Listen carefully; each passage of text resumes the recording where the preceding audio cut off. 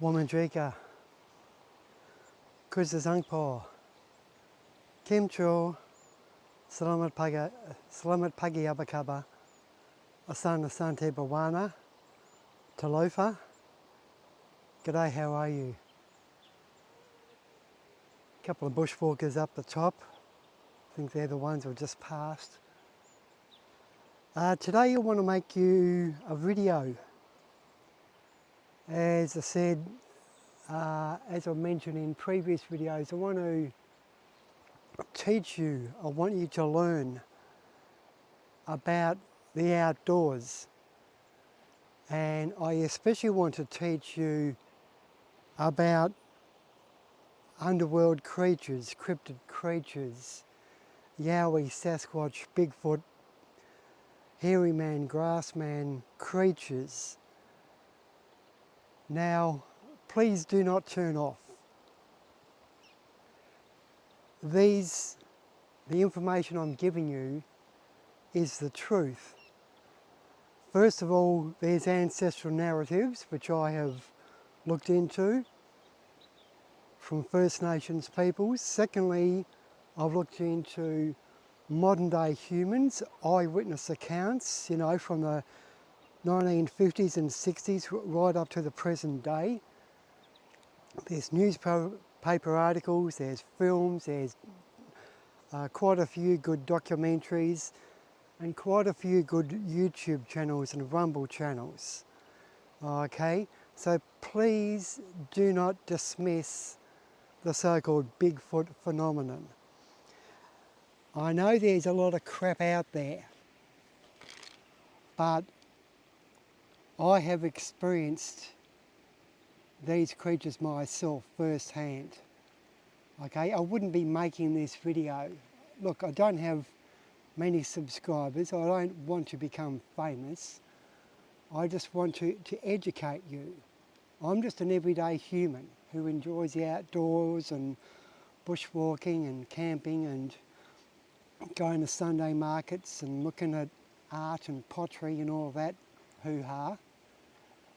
And eventually I'll buy land and build a homestead and so forth and have chickens and cats and dogs and ducks.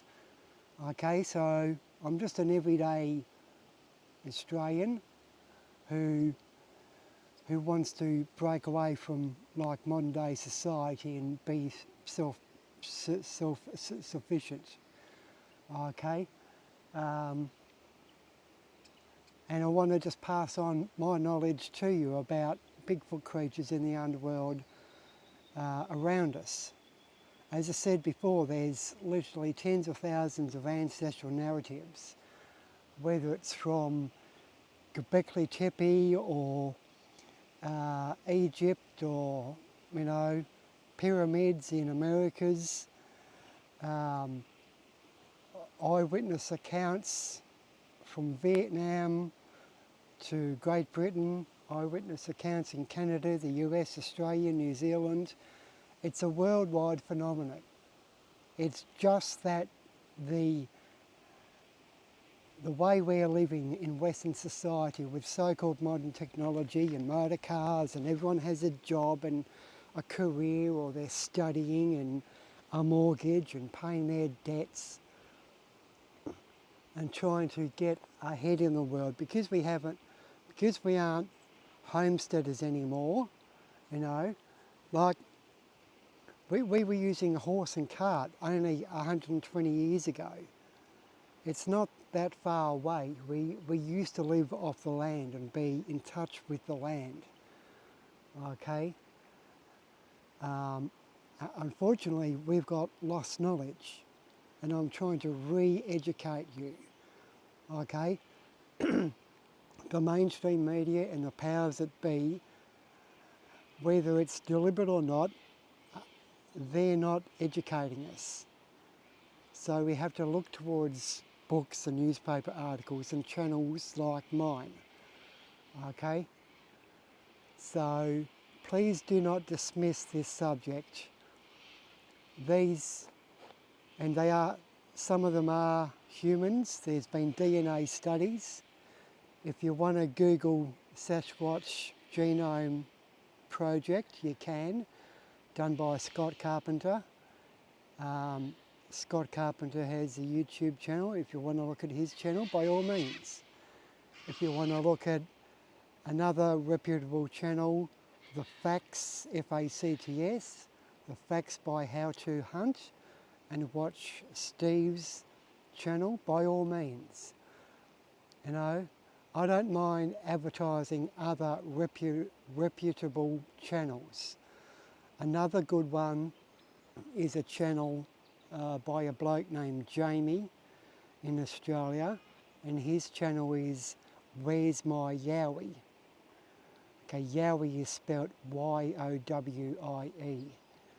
Okay, that's another type of Bigfoot creature here in Australia, just like the bunyip.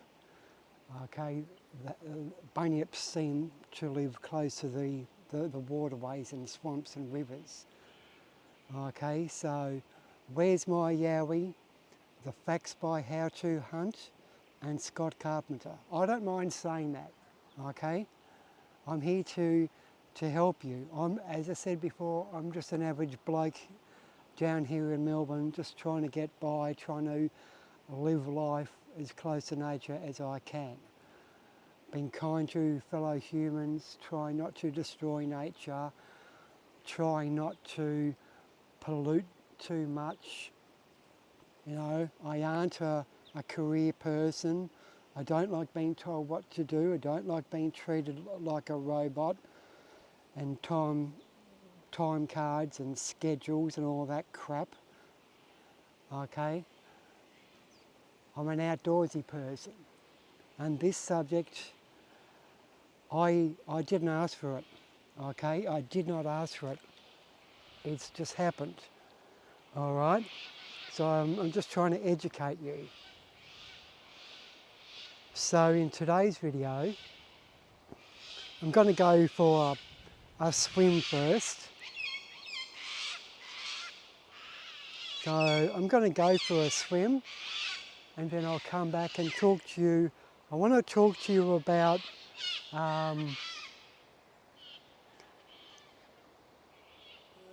the main subject of today's video, and yes, it'll be probably a long video, 40-50 minutes at least. I want to talk to you about how do you know that a yowie or a Bigfoot creature, or a creature from the underworld, whether it's a goblin or what's happened with my camera? It's okay, it's still going. Whether it's a goblin or a pixie or an apple sprite or a yowie or a John Judy or an Alma or a mountain giant, how do you know that they're around you? What signs do they give off? Okay? And it's all got to do with our perception and being aware of our senses, especially our sight, our hearing and our smell. Okay? As well as our white cockatoos, by the way, as well as our gut instinct, our sixth sense, our intuition. Okay, they're the four main features which we can pick up if they're around. People do smell them, people do see them, they do throw rocks at humans, they do make tree structures, they do mind speak, they do shapeshift or cloak, etc., etc. But I'm going to speak in more detail to you about this subject because I want, as I said before, I want to educate you. Okay, so you're safe in the outdoors. I don't want to make you paranoid, but the ancestral stories, as I said, they've been lost for the most part. And for the most part, the education system we're in, or the powers that be, they don't want to talk about this subject. Whether you call it a cover-up or not, they aren't talking about it. Some portions of the media are opening up, especially with ancestral narratives. I've seen a couple of interviews on mainstream TV, which they interview, especially here in Australia, Australian First Nations peoples, and they have aired that on TV. So it is slowly opening up. But I definitely want to educate you fully, because quite frankly a half-hour TV show or 1 hour TV show cannot teach you everything. That's why I'm making all these videos and what's happening to me. For the main part, I can only really tell you what's happened to me and my knowledge of watching videos from Scott Carpenter or videos from Where's My Yowie or the Facts by How to Hunt, okay? So don't be scared, don't be paranoid about it. It's just the way Earth is, it's the way nature is. Cryptid creatures or spirits or ghosts or ETs or flying craft, it's simply a part of Earth. Okay, whether they come to or from Earth or whether they live full time on Earth, it doesn't matter, but they're here. Okay, we have to educate ourselves. As I said before, we're all focused on a job, we're all focused on paying off a mortgage, and we don't have time to educate ourselves. We might go on a bushwalk or visit a family member who has a farm or lives in an outer suburb country property, like once every couple of months or whatever. But for the main part, we aren't really in the outdoors. So what I want you to do is just educate you, so if you do go bushwalking, if your son or daughter does go on a scout camp or a school camp, and even saying that, I want to educate your children as well, okay? But you have to do it slowly, okay? Don't scare your children if you're educating them, but the thing is, you have to be truthful, okay? I believe that, and in saying that, I believe certain fairy tales and folklore, whether it's the brothers Grimm, Hansel and Gretel, or Jack and the Beanstalk, or whatever, I think there's an underlying message there about this ancestral knowledge, but it's in the format of make-believe, and that, I believe that weans children and young people onto that subject. I think that was the main crux, the main reason why there's fairy tales, to educate young children from a young age without scaring them. And you'll notice a lot of fairy tales talk about witches and bears and fairies and giants, okay? They're the four main creatures, and they all align to Yowie, Sasquatch, Bigfoot creatures, okay, or underworld figures like pixies, goblins, fairies and elves, okay, or even banshee or bunyips or water babies, okay, mami wata in Africa.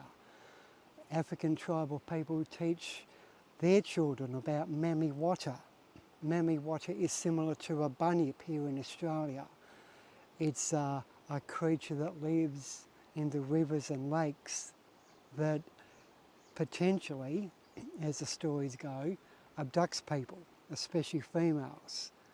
But it's a fairy tale. It's educated in a certain way, not to scare the child when they listen to that story, but it makes them aware of the outdoors. It makes them cautious, okay? That's what I want to do with you. I want you to be cautious. I want you to be aware and not freak out. Small steps, okay?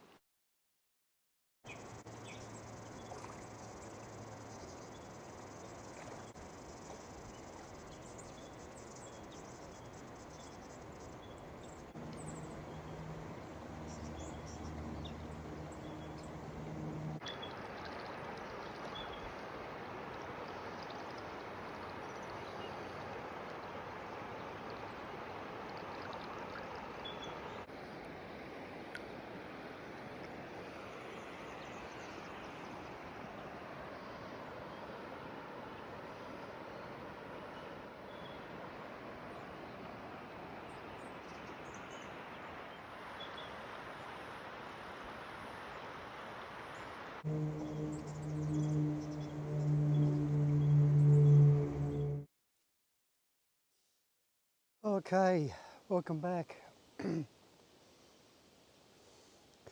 Right, so how do you know, and I don't care where you are in the world, whether it's a country in Africa, whether you're in New Zealand, whether you're in the UK, Australia, Chile, India, Canada, I don't care where you're from. One of the ways which you can tell that these creatures are around is abnormalities. There's a difference in the natural environment. You hear a strange noise or a strange grunt or howl or whoop, which isn't a part of the everyday bush or the everyday swamplands or the everyday highlands, okay? Or these tree structures, horizontal beams which aren't in nature, or a smell which is unusual. So abnormalities in the outdoors. That's how you can pick up on it, okay? So probably the main thing what I want you to do when you do have a day off or a weekend, you might go bushwalking every Saturday or every Sunday. You might only do it once a month. You might go to a farmer's market in a country town once a month, the last Sunday of every month or the first Saturday of every month, whatever it is. But I want you to immerse yourself in the natural environment, in an environment where it hasn't been majorly altered, so you can get used to the features of the bush, the features of the landscape in its natural environment. And then when there's a difference, then you can pick up whether the difference is through seeing something or hearing something or smelling something or a gut instinct. Okay?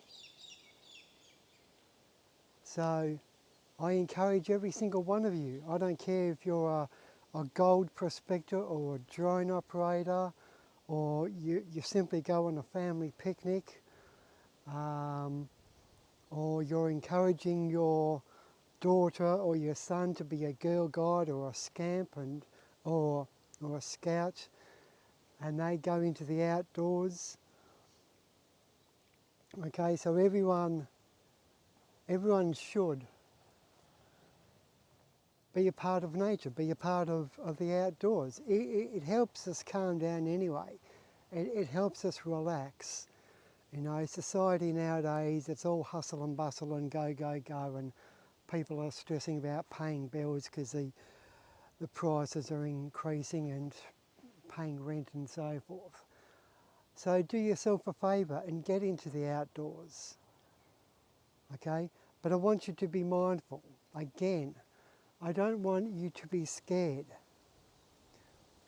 The only reason why you might be scared or you might be paranoid or you might not believe in this subject of Bigfoot creatures is simply because you haven't immersed yourself into it. If you're a skeptic and you say, oh no, it's all bullshit, that's because you haven't watched the Facts by How to Hunt for the past 6 months, or you haven't read newspaper articles, or you haven't read fairy tales and thought clearly about the true meaning of fairy tales or the true meaning of ancestral knowledge. Okay? You have to either get your knowledge from First Nations peoples, hunter-gatherers, tribal peoples, whether it's shamans, priests, monks, First Nations, Aboriginal peoples or North American Indians or whatever the tribal group is, get ancestral narratives, whether it's talking to them, looking at their paintings and the meanings behind their paintings or the architecture of a certain place, and understanding the architecture and the features and the carvings, the hieroglyphs, the cave paintings, the cave art, the songs people sing, tribal people sing, the songs, the art, their spoken word, their ancestral stories, whether it's first-hand or from a book, for example, or an interview with a First Nations person. Okay? Secondly, it's a way of getting knowledge is from reputable, trustworthy people who have had encounters, like myself, like Scott Carpenter, like Steve Isdell, like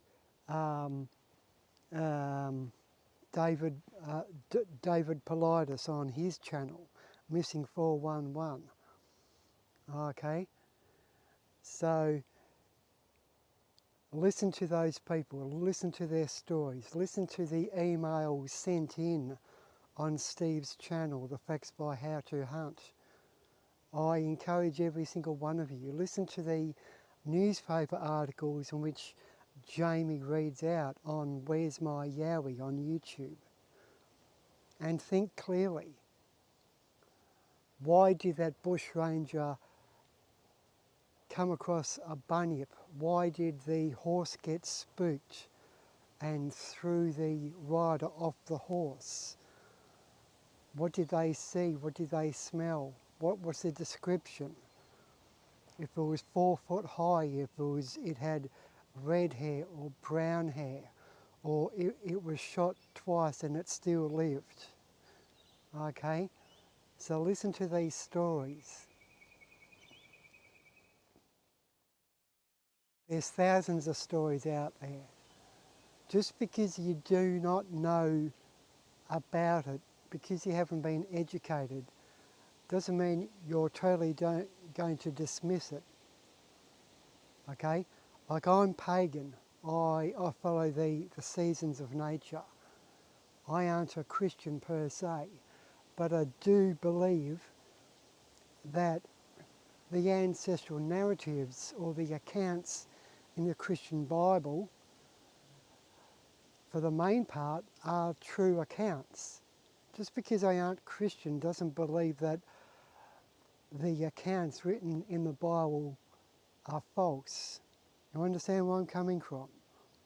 Educate yourself. Okay? If you don't want to believe in the subject, if you don't want to research, that's fine. I'm not forcing you. But I will give you a warning.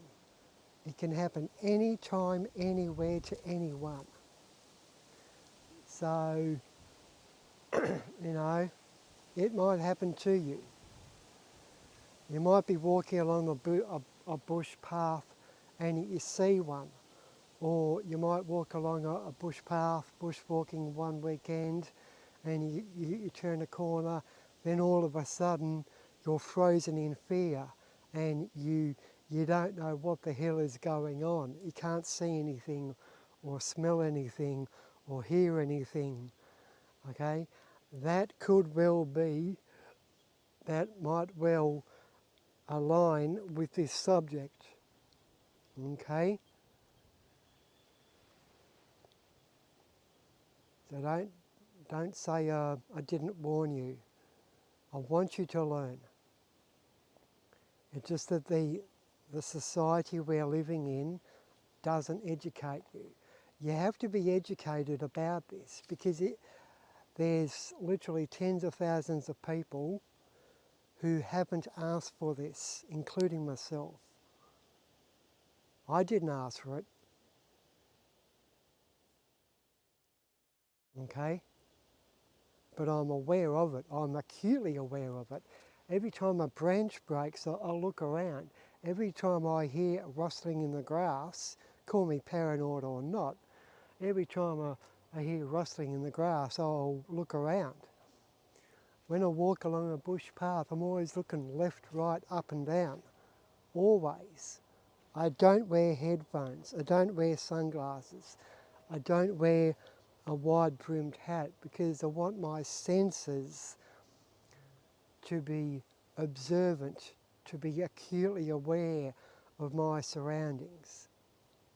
Okay?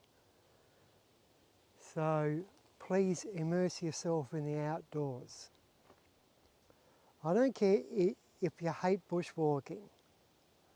Just go on a picnic to a local, I don't know, a local farm or a local dam or a waterfall, and just sit at a picnic table and just observe the bush, enjoy the bush, relax in the bush, but be observant. Okay. So for the most part, it is, as I said before, abnormalities in the bush. Strange noises, strange tree structures, strange smells, or even a gut instinct. I will say first off, if you can afford it, buy yourself a PLB, a personal location beacon. Okay? So if you do get in trouble, it doesn't have to be about Bigfoot or Sasquatch creatures or Yowie creatures. You might twist an ankle, you might break a leg, you might walk across a waterfall to go to to go for a swim, and then you slip. You might be at a camping ground, someone gets bitten by a snake, and you're out of radio, or you're out of CB, or you're out of mobile phone coverage. These are signal once your button is pressed and you pull out the antenna, the aerial, the signal goes to a satellite, and then the satellite goes back down to Earth, and that notifies the emergency services, and then they'll send out a rescue party for you. Okay, anywhere around the Earth. This thing will work in China, this thing will work in India, this PLB will work in all over the Earth, so long as I'm in the outdoors. Okay, so do yourself a favour, $300-400. You don't have to charge the battery, it's a long life battery. You probably have to change it every 8, 9, 10 years, but it's well worthwhile, it's peace of mind. So if you are injured, you can't contact the emergency services, they will rescue you by you pushing the button and pulling out the aerial. Okay? Secondly, carry a bag. This is what I call, this is my essentials bag. That's where I keep a bottle of water, that's where I keep a handsaw, a notepad, a pen, condoms to carry water. I've got a water purification straw, I've got muesli bars, I've got a couple of tins of tuna, I've got a knife and fork and spoon, I've got a multi-tool, I've got plastic bags, I've got a spare pair of boxer shorts in there, I've got a spare pair of socks. I've got a handheld radio, I've got a torch with spare batteries. So grab a backpack or a shoulder bag and fill it with basic necessities, a cigarette lighter, waterproof matches. So if you do become stranded for whatever reason, whether it's an injury or whether it's a bushfire or a twisted ankle or whatever, or you're simply lost in the bush, at least you then can start a fire. At least you then can keep warm. At least you can write a note and attach it to a tree. At least you can cut firewood. At least you do have sunscreen or insect repellent because you've been bitten by a leech or bitten by an ant or whatever, or a snake bite. Okay, so grab a bag, fill it with food and water, a basic first aid kit, tampons, headache tablets, throat lozenges, tweezers, a nail file, scissors. Okay, it's basically a emergency kit. Okay, so do that as well, and carry that with you at all times. I don't care if your car is parked 1k away from where you're bushwalking, you still can become injured. So carry a essentials bag as well. Okay, that was a little bit off topic then, but it's all part of being prepared. Okay, this education about Yowies and Bigfoot, Sasquatch creatures or fairies or goblins, it's all preparedness. Just like a PLB, just like an essentials bag. It's all preparedness, it's all education. Okay? That's why people carry bottles of water, so they don't dehydrate.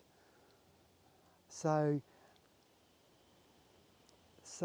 this awareness, this education about Bigfoot creatures, it's like a essentials bag, but it's in your mind, it's knowledge, okay? It's like learning first aid, it's like learning CPR, okay? Bigfoot knowledge or Yowie knowledge or Sasquatch knowledge, it's a skill. It's like knowing first aid. It's like knowing how to light a fire in the bush. It's like learning how to swim. It's a skill set. That's what I want you to have, a skill set. And these things are real. These creatures are real. So you have to be aware of it. It's a skill set of awareness. It's like awareness of snakes or spiders in the bush. It's like if you're in Africa, in Kissi, in Uganda or Kenya.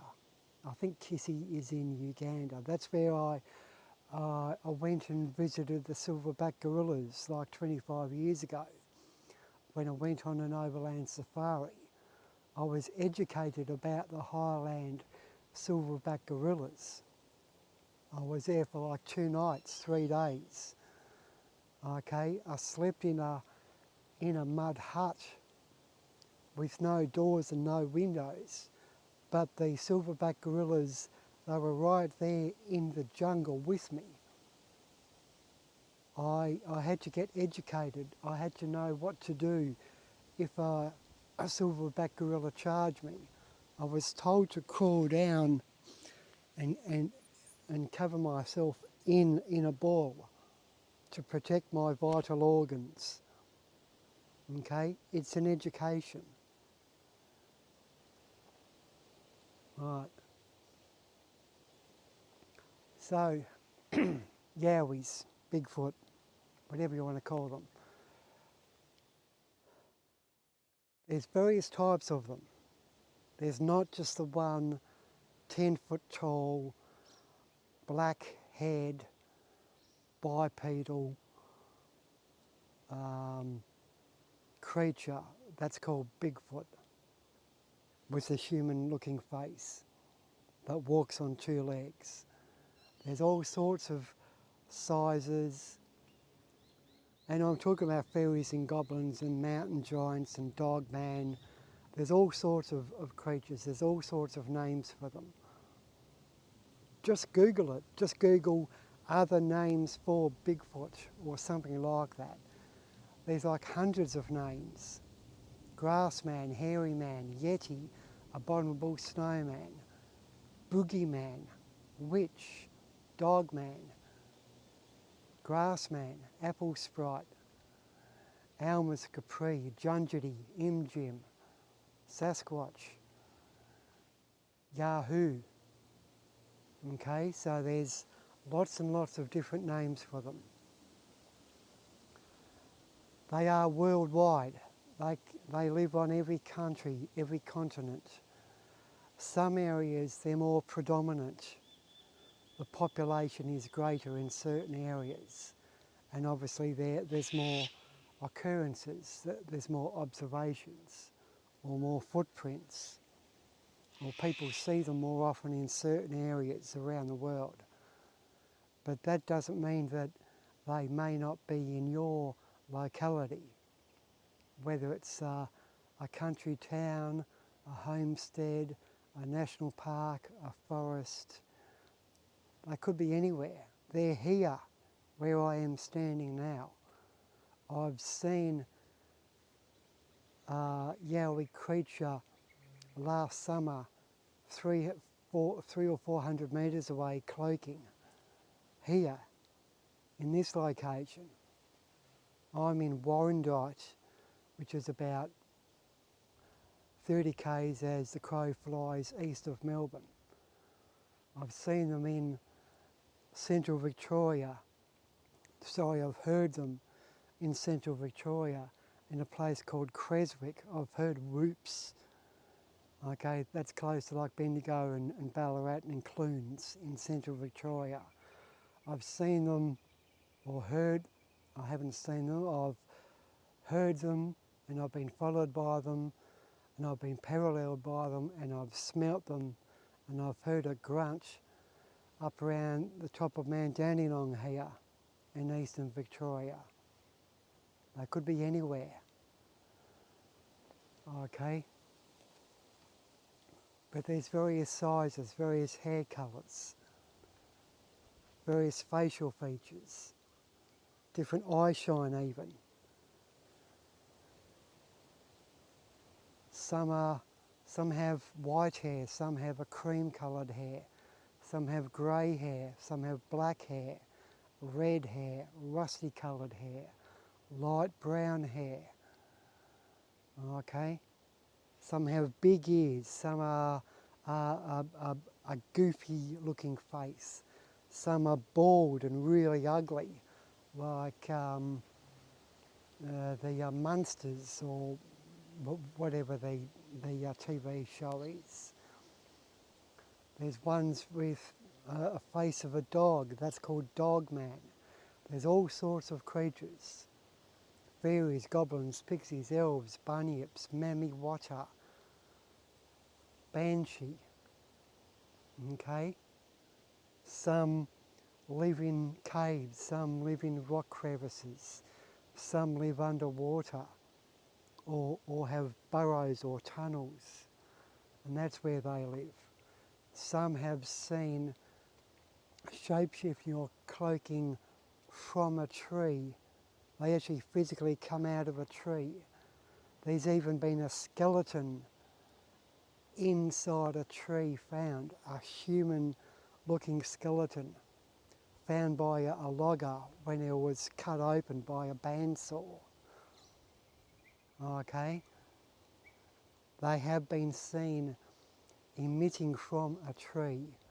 They have seen emitting or coming to and from a rock or a boulder. I've seen spirits in these trees here. This tree here. Okay? I've seen spirits, tree spirits, sort of emitting from these trees. And I've seen tree spirits emitting from these trees. I didn't see a bipedal creature. It was more like a fairy tale landscape, a dream-like, mystical, misty awareness of the outdoors. There was a heightened awareness. But I did see it was like a spiritual awareness of the trees. whether or not that was a yowie, or whether or not there was a spirit living in a tree or a creature that lived under the tree, I don't know. But I've seen it. Not everyone will come across a yowie or a Sasquatch or a bunyip. Some people never do. But as I said before, for the most part, 99% of the time, people don't ask for it. It's like instant. Suddenly they're going on a nice walk, or they're fishing by a river, then all of a sudden this basketball-sized boulder comes flying out of the bush that weighs 60 kilograms plus. It flies out 100 metres and goes crashing right next to the fisherman, 3 feet away from the fisherman. How the hell do you explain a basketball-sized boulder being thrown 100 metres and landing right next to a fisherman? No human which we know can physically do that. But that's happened hundreds and hundreds of times. Okay? So there's various sizes, there's various heights, various hair colours. They're worldwide. For me, I believe that some are purely physical, flesh, blood and bone, but some do come out or come from or to and from the spirit realm. They do shapeshift, they do cloak, they do become physical. I've seen flattened patches of grass with no pathway in, okay? And I'm scratching my head wondering how the hell is there this kidney-shaped patch of grass 3 metres by 2 metres, completely flat, and there's no pathway in. But I've used my common sense and I've said, well, obviously this could have been a yowie or could have been a nudity which has rested or slept, and it's cloaked, it's become physical and left the impression.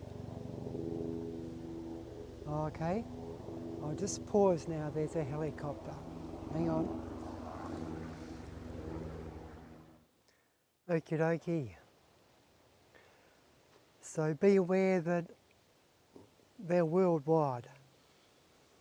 Be aware that there are physical ones and shape-shifting ones. Be aware that they come in various heights and sizes and hair colours. Now, one way of knowing that they're around is when the bush goes completely silent. There's no bird noises.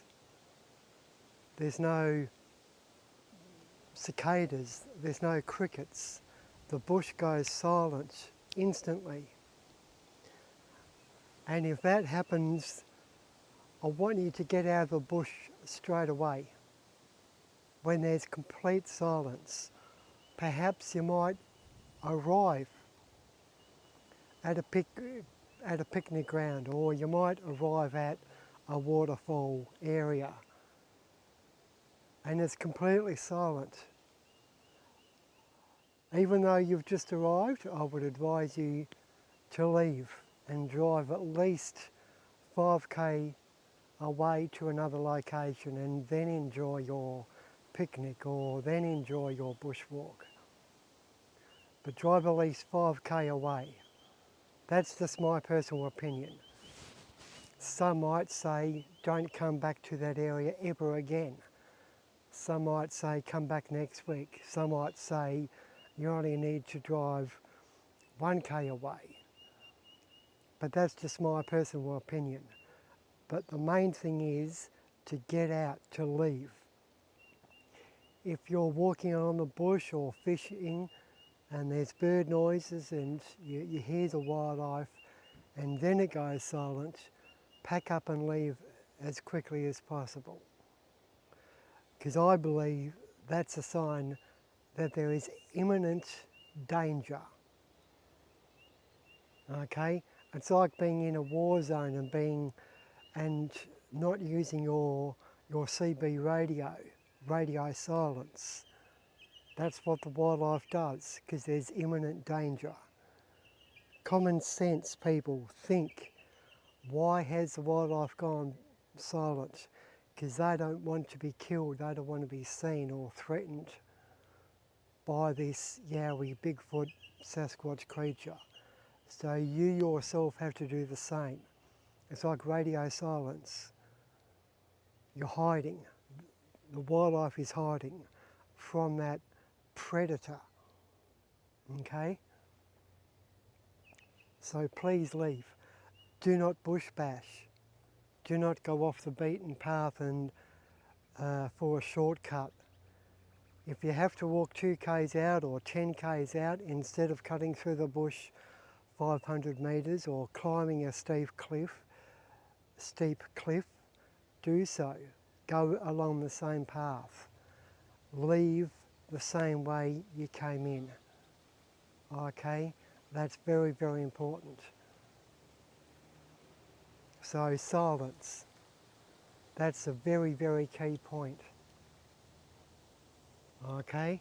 You might arrive at a place and it's silent, or you're in the location and then it goes silent. But silence, no matter what. Okay? Other ways of detecting or other ways of being aware is through your senses. Now, humans have got a sixth sense, a gut instinct, an intuition. I want you to harness that and use that as you do your weekly bushwalks or whatever you're doing, gold prospecting or fishing. Get used to your gut instinct. It might be a snake, it might be a kangaroo, it might be a lion, it might be a hippopotamus, it might be a homeless person in the bush, but then again it could be one of these creatures, one of these other humans. So get used to tuning into your sixth sense or your gut instinct, and respect that, respect yourself. Don't be all macho about it and ignore your gut instinct and be a fool. You can always come back next week or next month or cut your trip short, okay? Use your gut instinct.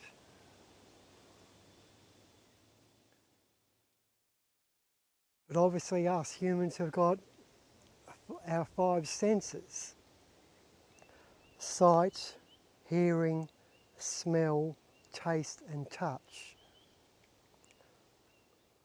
Obviously you can't really use taste and touch unless you're eating one, or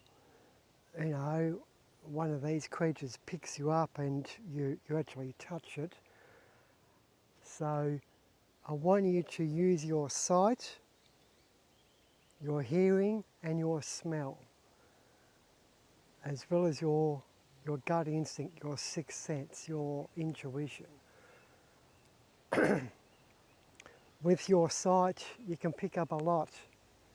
You can, and I want to make this, I know it's long, I know it's gone for like 35-40 minutes already. So in saying that, don't just watch my video, watch other videos and newspaper articles and do your own research. I might cut out one or two or 3 or 5 key points. I don't have a script here, okay? It's all off the top of my head. So use your sight. Perhaps you might come across a footprint. Usually the footprints, they're straight in line. They're not staggered. The actual footprints, they aren't, you know, left foot, right foot, left foot, right foot. They aren't separate. They're usually in line, okay? Usually dead in line. Left foot, right foot, dead in line. They're deeper, usually, because they weigh, for the most part, they're a lot larger, you know, 10 foot tall, 12 foot tall, so they're heavier. So the footprints are in line and they're deeper than us normal Homo sapien footprints. And they're longer and wider. The actual size of shoe, instead of me, like I'm a size 8, they're like a size 30 or a size 20. They're like twice the size.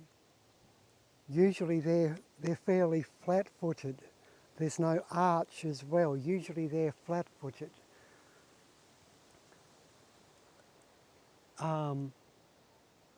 There might be 5 toes, there might be 4 toes, there might be 6 toes. So be aware of that as well. Because there's various types of creatures. Dogman, mountain giants, nudity, fairies, Sasquatch, Mamiwata. They might have a claw. They might be slightly webbed. Okay? So be aware of different types of footprints. But usually they're one in front of the other. They're not separate, left foot, right foot. They're deeper. There's, for the main part, no arch. And they're a lot wider and longer, like twice the size of us humans. Even if it's an infant, a smaller footprint of a Yowie child or a Sasquatch child, usually they're heavier and they're flat-footed and they're in line. Okay, you might only see 2 footprints. You might see 4. Sometimes the footprints vanish. You might see them in the snow or in the mud, and you might see clearly 4 footprints and then they completely vanish. That's not out of the ordinary, because they do shapeshift, they do cloak, they do become invisible. So be aware of that as well. So that's footprints. You might see hair as well.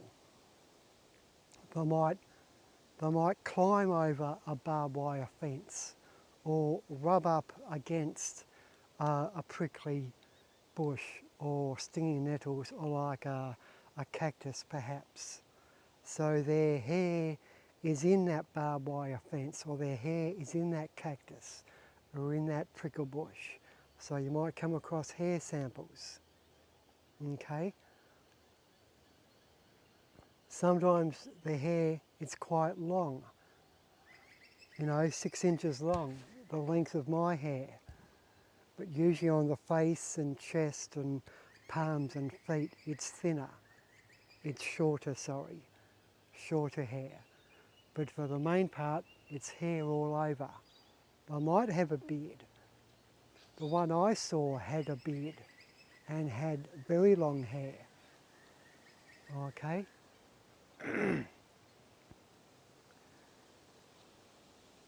With your eyes as well, you might see tree structures.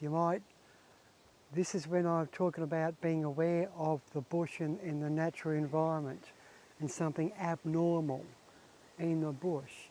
You might see a perfect horizontal tree way up high, 10 foot high, a fully grown tree with a trunk that big, but it's like 20 metres long.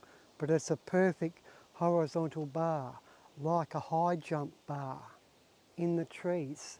How the hell did this 400 kilogram tree become lodged in 2 trees or 3 trees, or going across the span of 6 trees? And it's a perfectly straight horizontal tree. That's what they do sometimes. It's a marker. It could be a marker for a food source or water source or an entry point. That's what they do.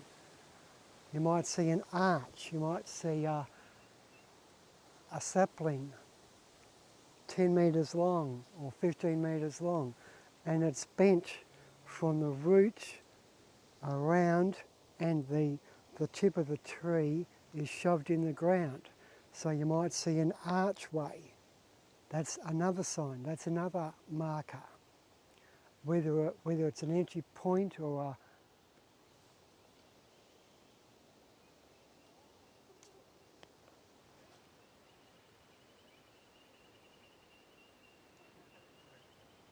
whether that's an entry point or a marker for food, who knows?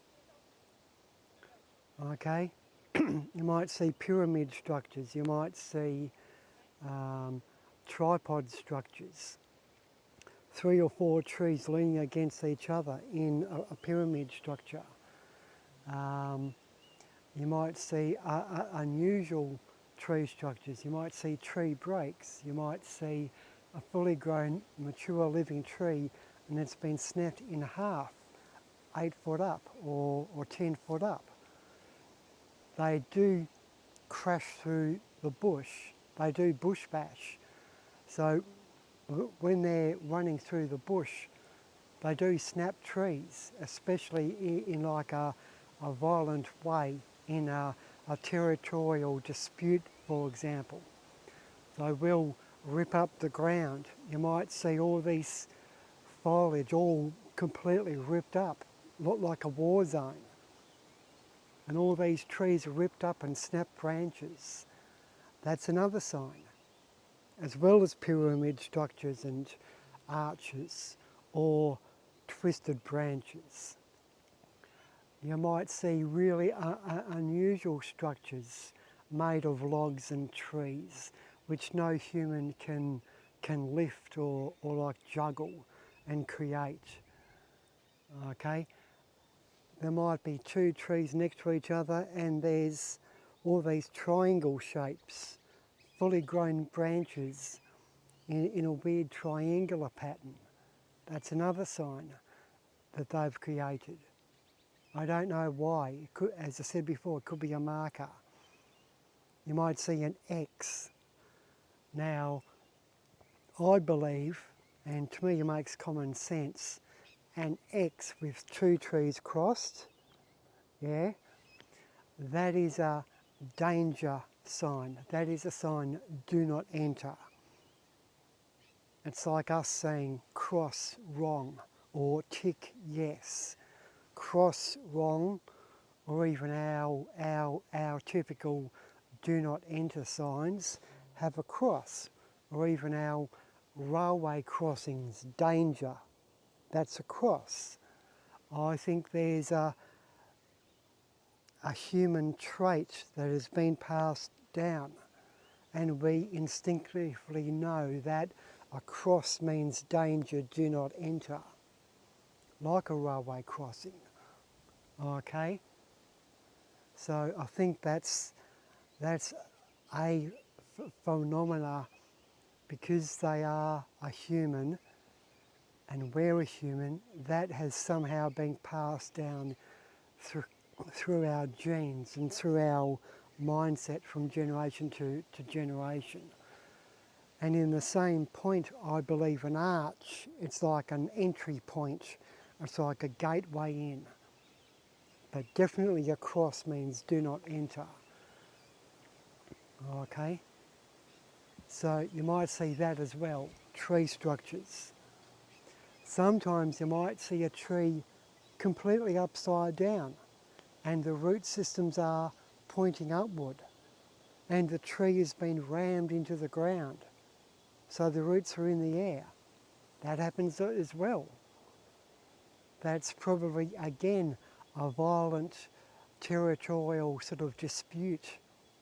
Like, watch out, I am so powerful, I can rip out a tree and shove it in upside down. It's like our teenage dickheads doing burnouts in their cars. They're loud and smoky and they leave a skid mark. Okay, it's like a marker.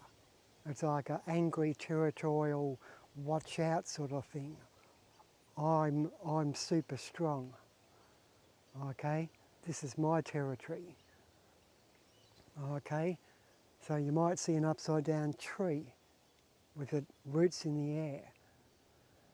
You have to think common sense, people, because these are humans for the most part. They do live in small family groups. They do breed.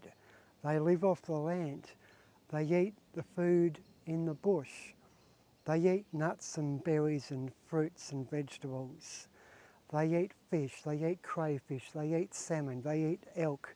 They eat moose. They eat deer. They eat frogs, nuts and berries, crayfish. Okay? They live off the land. Okay? They do have children. All right? The children might be slightly separated from their parents because the children are playing. Okay? You might come across a child Yowie first or a child Sasquatch first, and then the child will yell out to their parent or father or mother, "Hey, I've seen a human." And then the father will come out because they're head of the household, or perhaps it's a female with its young babies, and the female will yell at the human or throw rocks at the human, defending its territory. Okay? So use your eyes, footprints, hair, tree markers. You also might physically see them. You might see only one half of them because the ground, it's got bracken, like here behind me. You might see it hiding behind a rock. You might see it hiding behind a tree. Excuse me, but the shoulders are so wide. Their shoulders are like 5 foot wide. So you might see its shoulders sticking out from behind the tree, either side. They do observe humans. They do observe us. They're curious. They will sneak up on us, even when we're camping, on a camping trip, when we're sitting around a campfire, and they'll just be off, just out of the campfire light, and they'll just sit there and observe us. What are we doing? Why they do that, I don't know. But they're aware of us. They're highly skilled. They live off the land. So we have to be aware of that. We, for the most part, live in suburbs and cities or farms. We aren't used to living off the land the way our ancestors did hundreds or thousands of years ago. That's why I'm teaching you this, because we aren't used to the signs of the bush. They're completely at peace in the bush. That's their home. They know how to hide from us. They're more skilled, they're more highly adaptable. Okay? Obviously they're stronger and faster and smarter than us in their natural environment. It's obvious. Us humans are way down there with our skill sets. They're way up here with their skill set. They have literally lived on Earth, I would suspect, at least for hundreds of thousands of years, potentially millions of years, just like us humans. I believe us humans have lived on Earth potentially for millions of years, but it's not educated to us. Okay? Information gets wiped out, knowledge gets wiped out, like the Great Flood 13,000 or so years ago. which has been spoken about not only in Christianity but in all cultures. They speak of the Great Flood at the end of the last ice age, okay? Or during the ice age, 13,000 odd years ago. Every single culture speaks of the Great Flood, and it wiped out vast swathes of knowledge and infrastructure, okay? So you have to think smart, people. That's how knowledge does get lost. But in the highlands, there's still information. There's pyramid structures, there's cave paintings, there's ancestral narratives. I know this video is long, but what I'm saying is the information you can trace back literally hundreds of thousands of years. It's still there, okay? So be aware of seeing them, observing them. They do shapeshift, they do cloak. It's like a black and white outline. As I said before, some are purely physical, some do shapeshift. They come from the spirit realm, okay? Look up as well. Sometimes they'll climb a tree and they'll observe us from up high. I've had numerous interactions or numerous awarenesses of them through breaking branches lower and lower and lower, because they've been in a tree watching me, okay? And they've come down following me, paralleling me, keeping pace with me, and making sure I left the bush without harming the environment, okay? That's another thing. Respect the bush, don't litter, don't hunt too much, only take what you need. If you're a fisherman feeding your family, only take 2 or 3 or 4 fish. Don't overfish, don't pollute. Don't be an arsehole, because they will protect their ancestral lands. And that's when they do come out, and that's another visual. They will throw logs at you, they'll throw sticks at you, they'll throw pine cones at you, they'll throw stones at you. If they're really aggro, they'll break off a branch and throw a branch at you, or throw a boulder at you, like with the story with the fisherman who just sits there and keeps on fishing. They'll throw larger and larger and larger boulders. It might only be a couple of small stones at the start, but if the fisherman is blasé, perhaps they're wearing headphones while they're fishing and they aren't aware of their full sensory perception, they'll throw larger and larger rocks to make the human aware, hey, I'm here, get out of my territory. This is my home. Okay, that's one of the main, as well as stumbling across them, I believe the main interactions is, well, observing us, but secondly, making us leave. So they will throw stuff at us, they will yell at us, they will scream at us, they will emit an odour, they will shapeshift and become physical and potentially charge or bluff charge a human. Okay? So beware through sight. Now, as I say, this has gone on for a very long time. Bear with me.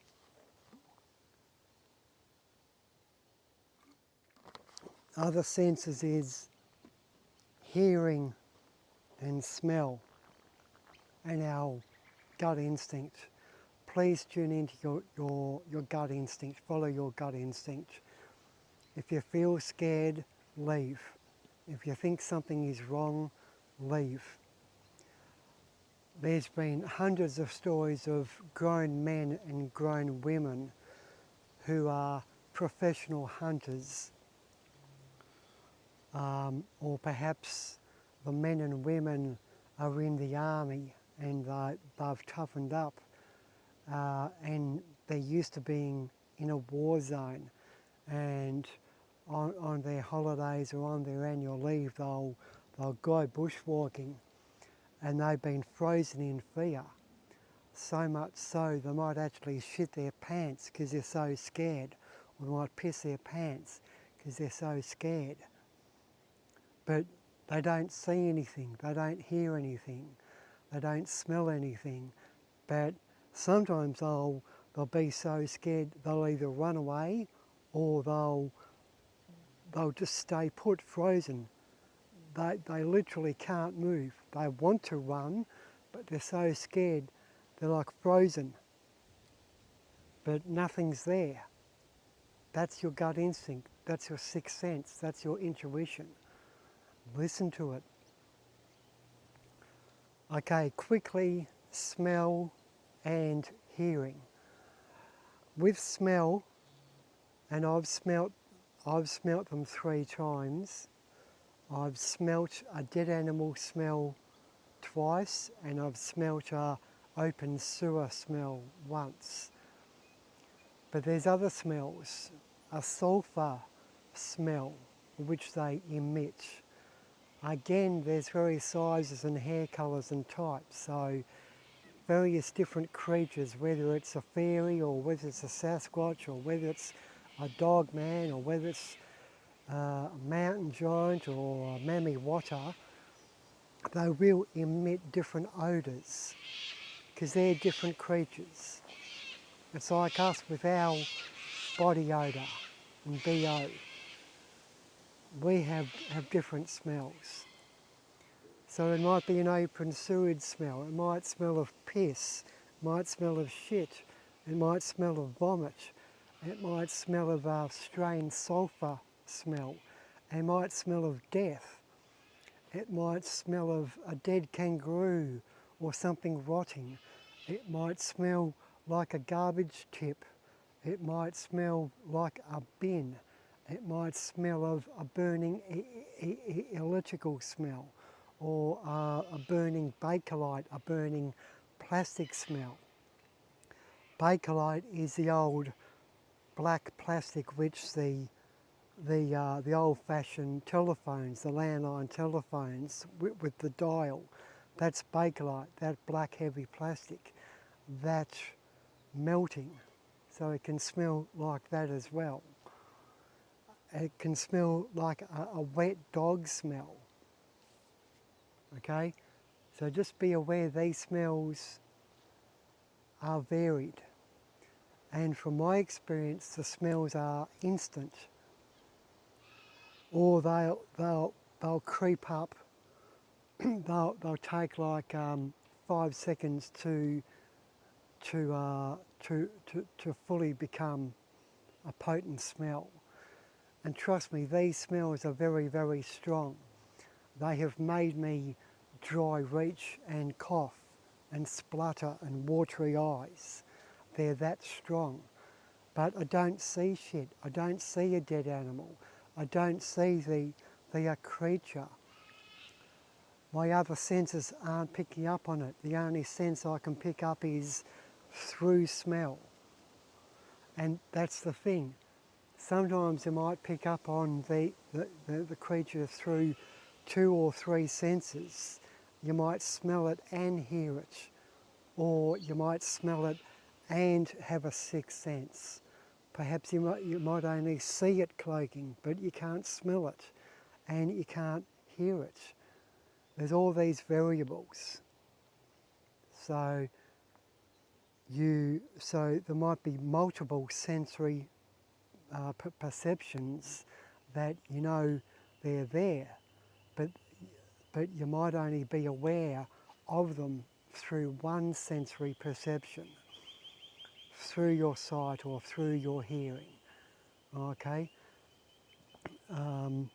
so that's various smells, and it's very strong. I've coughed, I dry reached, and you can see 2 previous videos where that's happened to me, and I've uploaded them to Oscar Bento. Another sight is falling branches or branches breaking. So be aware of breaking branches as well, falling branches, especially if there's more than one branch, especially if there's no wind. Fair enough, you can understand one tree branch falling because it's dead or it's rotted. But if there's 2 or 3 or 4 branches, be acutely aware of that. But don't ignore just the one. Every little thing adds up. You might go for a bushwalk, you might see a tree break, then 10 minutes later you might hear something, then 10 minutes later you might smell something. All of those 3 things add up. Okay? So be aware of that. It might be individual points, but you have to add them up. Sometimes they happen all at once. Sometimes it might not happen at all. You'll have a completely happy, carefree day. Okay? Another one is hearing. Be aware of hearing. And I encourage you, do not wear headphones. Do not wear sunglasses. Do not wear a wide brim hat. Be aware of a full awareness of your senses. These creatures do whoop, do yell, do scream, do screech, do howl. I've heard a creature whooping, and I've heard a creature grunt. Okay, so there's all sorts through hearing. Normally it's very, very loud. Normally it's abnormal. And trust me, it is very, very loud. When I heard the grunt, it was only off the path about 3 metres into the bush. I didn't see anything, but when I heard it, it was about 5 feet above the ground, 3 metres in. But I didn't see it. But it was a loud, guttural, primal, tribal grunt. I know kangaroos do grunt. It wasn't a kangaroo. I believe it was some sort of yowie creature or Junjiti creature, which I heard, and it was very, very loud, very distinct, very abnormal. Okay, I've heard whoops. I've heard like 5 or 6 whoops at 4:40 in the morning when I was camping in Creswick. It sounded as though there was 200 metres away, but it was very, very loud. And all around, all of the dogs were barking mad. That's another sign. Be aware of dogs barking. I strongly advise you to take your dog if you can. If you do go hunting or camping or gold prospecting, take your dog with you, because I've got a higher sensory perception. And they will let you know before you know, for the most part. Okay? So take your dog. And even horses who have got a higher instinct as well, they will let you know when there's danger, when there's something abnormal in the bush. Cats I'm not too sure about. I've heard stories of cats which sleep all the way through, okay? But mainly dogs and horses do pick up on the vibes. And again, some dogs or some horses could be frightened in fear, and they won't bolt or they won't bark. They'll just be frozen like us humans frozen, and their tail tucked underneath between their legs, and their hair standing on end. It's like us when we're scared, we get a shiver and our hair stands on end. Okay. So be aware of noises, screeches, screams, yells. They can be very loud, and a lot of the time the yell or the screech or the howl, it'll be different pitches or different frequencies in the one scream. People have described a yell or a screech as a mixture between a bear growling, a lion screeching, and a woman being stabbed, yelling out, all at the same time. It's very, very scary. It's very, very loud. And sometimes these vocalisations can be like 2 or 3 k's away, but they're very loud. Sometimes the vocalisations are so loud, our ribs shake. We actually shake ourselves as humans. It actually vibrates us. It's that loud. It's like a woofer speaker at a very low vibration, and that speaker blows a candle out because of the notes, the vaporization. Okay, so be aware of that as well. So I'm probably going to leave it at that. This video has gone for a very, very long time.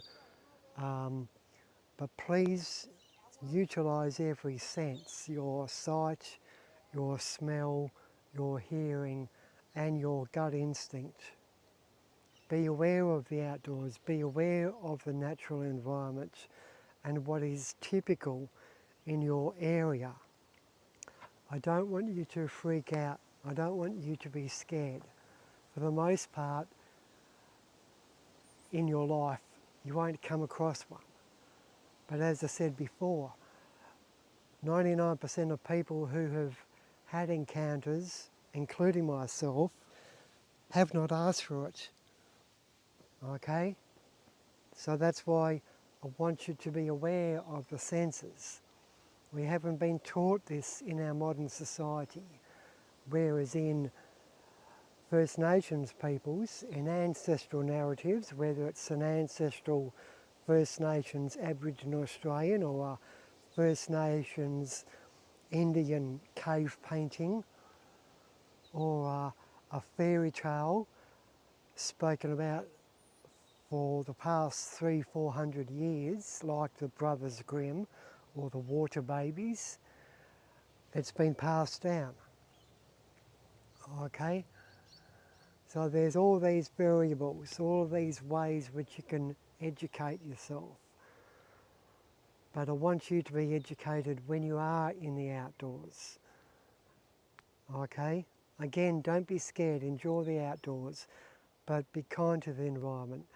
Do not whistle. Do not whistle as well, especially at night time, because you will attract them. Don't look for them, please. Do not look for them. Don't be a fool.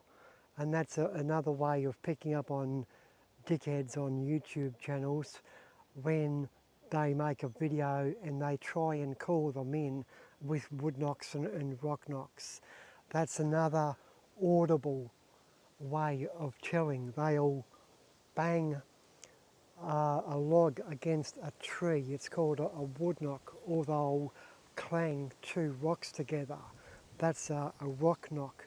That's another sign. Okay?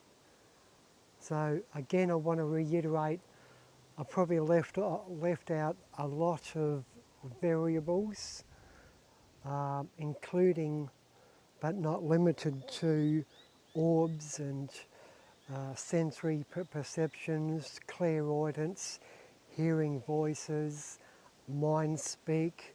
They do speak to you in your mind as well.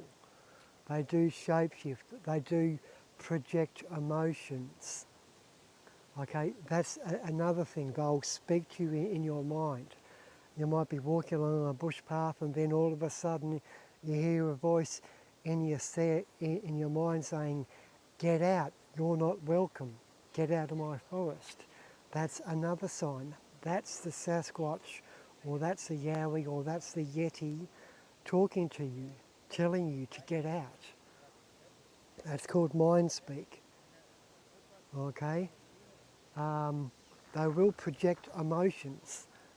It's like when I said being frozen in fear and scared. They will make you scared. You won't see them, you won't hear them. That's projecting an emotion upon you. Some emotions, they will make you happy and make you calm. Okay? Some of these creatures, like Mami Wata, lure people in. Some people hear singing. Some people hear laughter. Some people hear a scream like a woman is being stabbed. Some people hear chattering. It's like a bushwalker a couple of 100 metres away. You think you're hearing two other bushwalkers talking. It's like a samurai Chinese chatter. You can't pick up the words, but it's fairly loud, and it's like samurai clansmen or samurai tribal people from a few 100 years ago talking to each other. But it's actually a Sasquatch, that's their language. Okay, so be aware of those vocalisations as well. They will lure children in. There's been numerous accounts, hundreds of accounts of children playing with these creatures, and then they'll go back to their parents. They might be on a picnic and the parent will say, "Where have you been, Susan?" or "Where have you been, Johnny?" And the child will say, "I was playing with that bear." "What bear?" "I was playing with that friendly bear. We were playing in the grasses or playing with butterflies." But the child will describe it as a bear, because that's the closest creature which the child can align their interaction with. They'll describe it as a bear. That's why there's a lot of fairy tales and folklore with a bear. Goldilocks and the Three Bears, or whatever the fairy tale is. Again, look into fairy tales. When they talk about bears and witches and giants. So children who have had interactions, they will say it's a bear, but it's actually a Sasquatch. They've been playing with a teenage Sasquatch. Sometimes these creatures are quite friendly. Sometimes they're evil, sometimes they're tricksters, sometimes they're bad, sometimes they're good. As I said before, they live in small family groups. They do have children. Obviously the child Sasquatch or child Yowie wants to play. And if they come across a young 6-year-old Susan or a young 6-year-old Kate or John or Trevor, they'll play with that child. They'll lure them in and play with them. It has happened. Trust me. And then the parent won't believe them. That's another thing. Listen to your child. You yourself as an adult may not have the interaction. It could be your child. Okay? I don't care what age they are. They might be 6 years old, they might be 14 years old. If your child comes home from a camping trip or from a bushwalk or from a picnic and they say to you, "I was playing with that bear," or I was playing with that hairy boy or hairy girl in the forest, listen to them, ask them questions. Children do not lie. Children do not make up stories like that. Okay? Very, very, very important. Listen to your child. Do not dismiss it. Don't say they made up something. Okay? Because a lot of the time they will play with young children. They'll shapeshift in front of children. There's a story of a child who was in a school group. I don't know how old this story is, it could be 20 years old, but there's a child who was last in line. It was a school group, a camping group it was an excursion in the bush, and all of the school kids were walking in line one by one, and the teachers were at the front. The teachers should have been at the front and the rear, keeping an eye on the children. But this last child lagged behind, and this last child got distracted and saw a turtle on the ground, and the child was playing with that turtle. Then all of a sudden, the child was picked up by this Sasquatch and taken away. And then afterwards, the child was put down, and the child didn't realise that what happened to him. The child just was playing with a turtle. Then all of a sudden, the child was picked up and held by a Sasquatch, and this child lost time. The child only thought it was half an hour. That's another phenomenon, losing time, losing hours in a day. Anyway, there was a search party. Everyone had boarded the school bus, and the teachers and parents had realised, shit, we're missing one child, the child who was playing with this turtle. And there was a search party for a few hours. And I found the child. The child was alive. The Sasquatch was just playing with the child. Okay? The teachers found this boy, and the boy had actually shat his pants because it was so scared, but the boy didn't realise at the time when he was picked up, but he was shit scared, literally. He shat his pants, okay? And this poor boy tried to tell the school teachers what happened. I was picked up by this hairy man, or picked up by this hairy bear. He was only like 8 or so years old. But the teachers didn't believe him. He thought the child just had strayed off and shat his pants.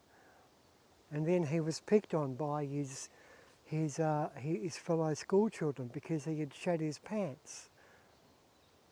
Okay? So please listen to your children. There's all sorts of weird stories like that. Rocks being thrown at fishermen, people losing time, children being lured in. So please use your common sense and investigate this phenomena. Please. Okay, I'm going to end it now. It's been probably an hour and a half. Whew. Okay. Be good, be safe, and do your bloody homework. Thank you very much.